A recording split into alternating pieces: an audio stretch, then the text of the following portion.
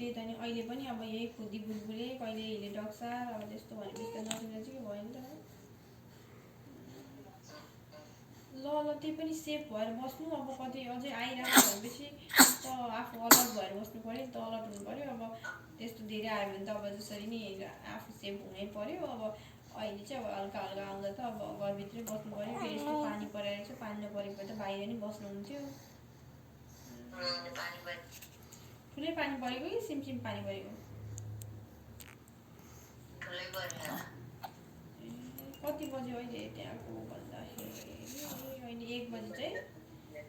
1:25 भएछ ल ल नआत्तिकै राम्रोसँग बस्नु अब के होस् त्यही त नि